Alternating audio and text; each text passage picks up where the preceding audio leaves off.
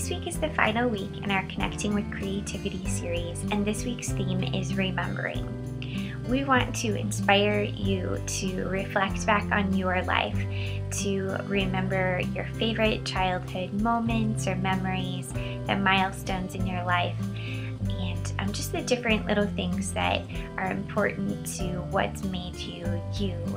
And when we do that, when we reflect back and then document those things, it's giving that piece to future generations or our friends, and just helping to paint a picture of what our past has been like and what's been involved in molding who we are today. So we want to remember our own stories, and then we also want to inspire you to invite others to remember themselves. Maybe you have people in your life that are excellent storytellers. If you're like me, you have stories that are told around dinner tables and bonfires and things like that, and maybe you're the only creative person in your family, or creative in the sense of paper crafting.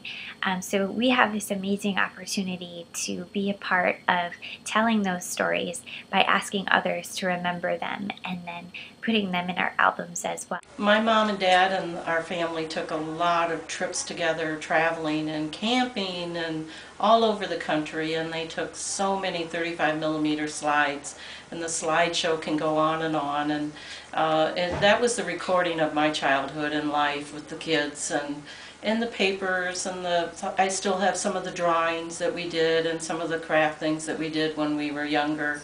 And that would be the recording that I have of the time of gone past. I know I like hearing stories and looking through the files of all of the things that I did in school, the artwork that I did in school, and having a small stack of drawings that I did, or that construction paper Santa from kindergarten or things like that. And then I have a cedar chest that I've kept everything artwork wise or personal wise since I was in high school. So I have a lot of letters that my husband and I wrote to each other when he was in the Navy, and a lot of things that people gave to me, things that my grandmother made and sent, or things that mom gave and sent to me, an old baby blanket, things like that, so that I've kept. Obviously those things are really important to me, and journaling life is really important since that's what I do for a living, scrapbooking and keeping a record of the things that we do in our life. One example of how I've asked others to be a part in my creative process of getting down the history and memories of my own family is, it actually just happened a couple weeks ago. I was on a road trip with my dad. We had several hours in the car ahead of us, and I knew that he had just visited with my grandpa, who is almost 90 years old. And he had taken a lot of the things that my grandpa was just ready to pass down in my family. And so I knew that he was thinking about that a lot and just reflecting on the past, and he would just kind of start to share things with me, and then I would ask questions. And so we're on this road trip, and I have a pen and a notepad in my purse, and so I just get it out, and then I'm just writing as much as I can down, and my dad's just telling the story and telling me what people in my life were like, my grandmother, who I had never met, what his childhood was like growing up. So it was just a really cool time, and something that I'll always treasure. And so it's fun to invite people in that way, and ask them questions and get those stories, and have the privilege of telling those stories for our families and for future generations.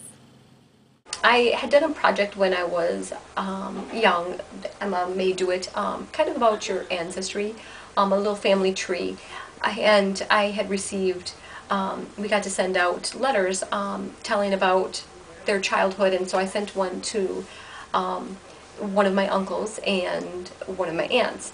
And it's very interesting to find out, just by a few questions, what life was like back then, and what my family, my parents' family, was really like, and that those stories that I can also pass down, as well as photos that my uncle had included a couple that had the dates on them of when they were taken and what area they were taken in. I still have the beat up, worn folder. I've let my family see it and read it, and pulled it out even for my brothers and sisters, not just Emma and her big brother and my husband, but it's well worn and something that I will treasure for the rest of my life, and I will pass down. That way Emma will know her family tree and be able to hopefully pass it down to hers. Another example of how I've asked others to remember and reflect back is shortly after I was married, my in-laws and I were going through a box of pictures of my husband when he was little, and they are excellent storytellers. And I really wanted to put those stories with the pictures that they had. And so they gave me the photos to scrapbook, and so I began the scrapbook of him. And what I would do is I would just over family dinners, or I would call his mom up on the phone and ask all kinds of questions. And I think they probably got tired of me.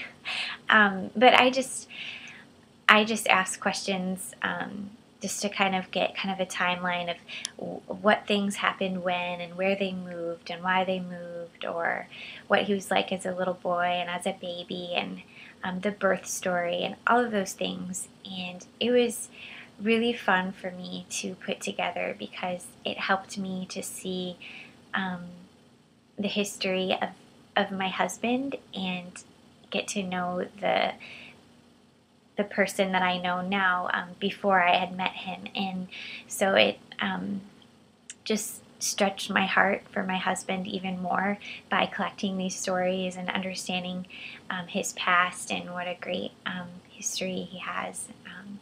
So yeah, that was really special, and I was able to put it in an album. Granted, this is just the first 2 years of his life, so he's going to have quite the series when I'm done. That is a wrap for our series. Don't forget to check out the projects and challenges that coordinate with this week's theme of remembering.